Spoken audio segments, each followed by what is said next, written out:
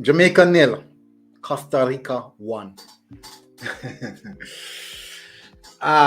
So where should I begin? Where should I begin? First of all, we have no luck. Because you see football, they say you create your own luck in football. But I honestly believe that you have to be lucky. There's some sense of being lucky.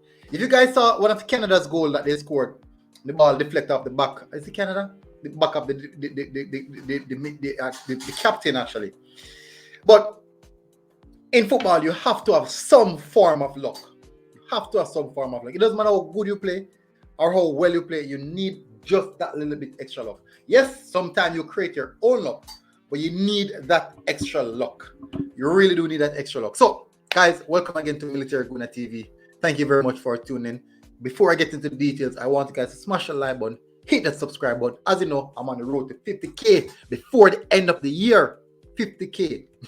I'm not sure if it's possible. It's my goal. I set that goal because in life, you need a goal. You set your goal. If you don't meet it, but at least you set it. Plan, you won't fail. If you fail, let me say fail to plan. Anyway, that going on, we don't know. But anyways, people, smash the like button, hit the subscribe button, and share the content. So let's get to the meat of the matter. I'm going to start off with the starting lineup. Fairly decent starting lineup. Most people, I honestly believe that most people won't really complain. They would want to see the game start off with a natural central defensive midfielder. Most people would want to see that. But in all aspect, we didn't have one.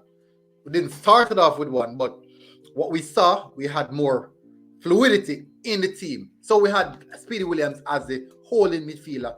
Ravel Morris was dropping back, but the system was a 3-5-2 system, and I believe that this system literally suited the players that we have a lot better. With the new addition of Richard King due to the absentee of Damien Lowe from the red card, I think that was definitely something that we can look at. Now, let me wind the screen just a bit so you guys can see. Let me take off that. Those extra stuff. Good. So we're going to look at this now because there are some stuff we should look at. So Andrew Gray paired with Mikel Antonio up front, Greg Lee at left wing back, Javian Brown at right wing back. In the midfield, Devon Speed Williams, Bobby Reid, and Ravel Morrison. It was a fluent midfield. One of the best games I've seen so far. I honestly believe that it's just so harsh that when we literally, I'm not sure what most of you guys know, but this, I have checked the records. I've been here sitting for almost an hour and a half now, checking the records. I've been running through games from 1992, come straight up until, well, some of the games back then, they didn't have definite stats for those games. But what I saw in this game, from those games come straight up, this is the highest amount of pass we have attempted and the highest amount of pass we have completed, we have ever completed. It's based off what I have checked and saw people. Definitely, if I'm wrong, I would advise you guys to go and do further research to come and clarify. I'm here. If I'm wrong, I'm wrong. But from what I've seen so far, from all the data that I've collected through all the games, all the World Cup qualifiers that we've been, all the Gold Cup campaigns, all international friendlies, and a lot of those friendlies, you can't get the stats for it. So I've seen these stats that I've got is the highest attempted pass that we have and the highest completed pass. Also, the highest pass percentile we've ever had or ever recorded. So people go and check out other credible sites if you don't find enough views. 3 different sites, and definitely most of them are in accordance with the same amount of passes, same amount of everything. I have yet to see something supersede this that I've seen so far. So go and check that one out, people. And I'm very much surprised that we really did that. Funny enough, Andre Blake had a lot of passes also in this game. And think about it. Andre Blake had a lot of passes in this game. 19 touches, people. 19 touches. And he attempted 8 passes and completed 6 of them. And remember, he's a goalkeeper. And previous game, we didn't see that much. But this was highly due to the fluidity of the midfield and also the back three. Back three allows us to do a lot more passing. Ethan Pinnock saw a lot of the ball. Adrian Marva saw a lot of the ball. Richard King, who was definitely our best player, saw a lot of the ball as well. Now, let's start off in the game. So it was pretty much a balanced game throughout. Speedy Williams was the first person who got a yellow card in the early part of the game. But for the entirety of the first half, we were dominating the first half. Really dominant in the first half. We had possession. We had the ball moving. We had them on the back foot. They were trying to get out of the hole. We set traps in the midfield area. We set traps in the defensive third. Gregley was magnificent. Gregley was magnificent throughout the entirety of the game. Javier Brown going up and down on that flank. We look cohesive. We look like a unit. We had chemistry. The team was playing extremely well right through the entirety of the first half, going into the first half. But the problem is that we could not find that final lock, the final key to pull that lock. We just couldn't find that final key to pull that lock. We just couldn't find it. So going into in the early stages, Ravel Morrison, maybe the first 15 to 20 minutes, most of Ravel Morrison's passes was just close range passes, but he was trying to pull the lock, couldn't pull the lock. Bob Reed was trying as well. Gregley was trying to open the lock on a different aspect at one point. The number 14 went down because of cramps. He couldn't contain Gregley. Gregley was really hounding down on that left hand side, pressurizing Valverde, keeping him on the back foot.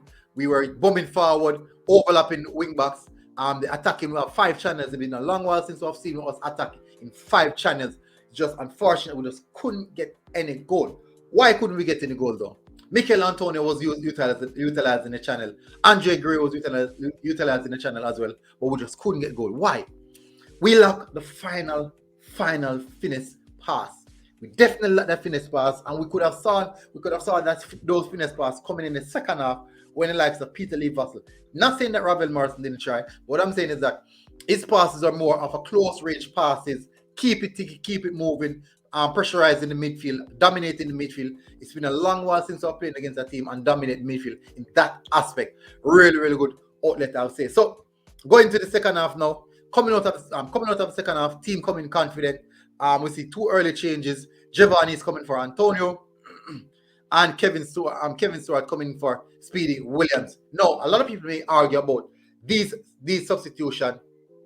But for me, we know Mikel Antonio has played 3 games. He has played a lot of minutes in such short time span. West Ham have a game coming up this weekend. I highly doubt that we would definitely want to run Mikel Antonio to the ground like that. People may complain, but you have to understand that it makes no sense to keep him onto the pitch any longer and then risk a major injury in which we won't have him again for a longer time period. Pulling an ACL. He has played a lot of minutes. He played a lot of minutes. Remember, 2 players that played the most minutes, 3 players that played the most minutes so far, excluding the goalkeeper. We know Ethan Pinnock, Devon Speedy Williams, Mikel Antonio. They have played a lot of minutes this World Cup qualifiers campaign, especially these set of fixtures. They have played a lot of minutes. Pull Mikel Antonio, pull Speedy Williams. Ethan Pinnock was the only one who didn't get pulled. Played all games.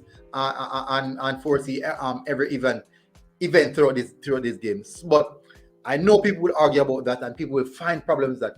But honestly, Mikel Antonio was what I believe that this change was foreseen and done already spoke about in the dressing room. So not much we can do about that. Not much. Remember in the first half, when his legs was fresh, we were dominating possession. We didn't get the goal back then. And most people say that why take him off? But remember, people, we have to do some of the time. We have to do something, change up the system. Now, when Kevin Stewart came off, we saw that Richard King push up a little bit higher, moving to a slightly back four. But that's in that sense, Kevin Smith came on, slid in the box, gave away a penalty, which was very harsh. Yes, it was a penalty, but it was just harsh. That's just the reality of the situation.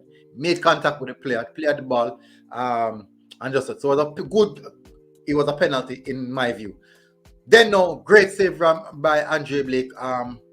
Poor, I won't say poor penalty, but it was a really good save by Andre Blake, and definitely one in which he would galvanize the team, say, let's go, we're going back now. And then in a short minute, straight from that, maybe it would be best if they score the penalty. But short from that, goal from Joel Campbell, getting the ball, cutting inside, in front of when the ball was played over the top. And I wonder if that was an offside.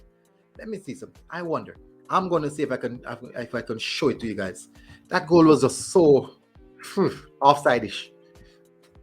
Yeah, I'm that picky, people. I'm that picky. But anyways, I won't do that now. But they scored that goal. Still, in the same sense, we were confident, still trying to get the ball around.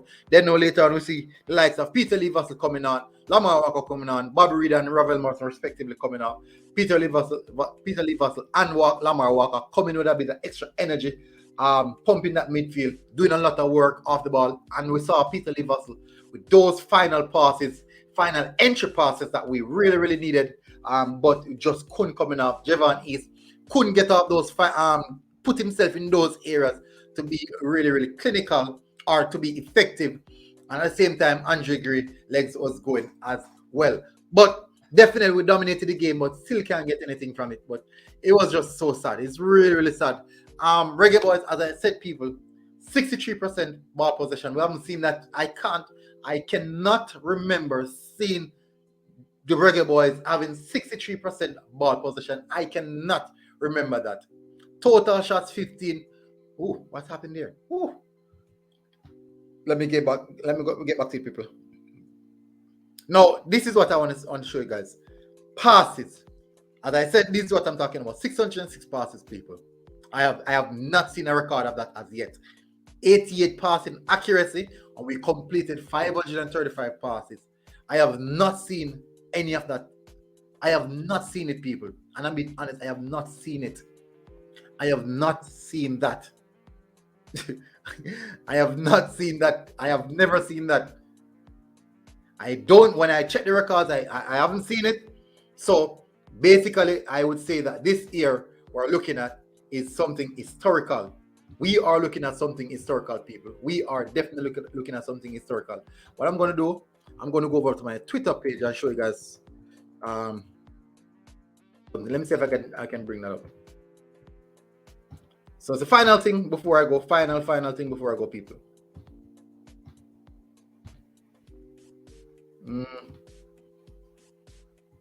Okay, so this year was a save by Andre Blake. Marvelous save, people. Big save. This was the goal. It feels so offside. This goal it feels so offside.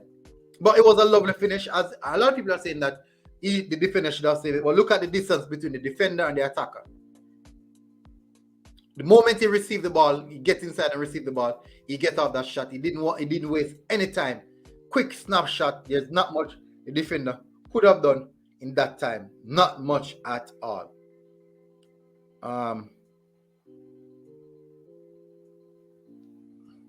could have sworn I posted it. Okay, this is what I said. Jamaica made 606 passes versus Costa Rica and completed 535 passes, making that their highest passes completed. The Reggae Boyz had 88% passing completion. I spent 2 hours searching the records, and I haven't seen any stats like these before. Could this be historical? Just could be. So that's it, people. People, it's not a good game in favor of the result, but there's some learning curve here. There are some things that we can look at and say, okay, is that improvement? I highly doubt it. I would say, but definitely, I personally would say it's improvement, but a lot of people would say otherwise. Results is what's important. No, we didn't get the results, but at the end of the day, we saw a performance that we can say we're proud of. 3 more games to go, and I think that most people would say, hey, let's just scrap the campaign. Nah, people, nah. It's football. We love football. We talk football. We enjoy football. Big up, people. Military Guna TV, people. Jamaica 0, Costa Rica 1. Voila. That's how it is. And I'll see you guys again. Until next time, I'm out.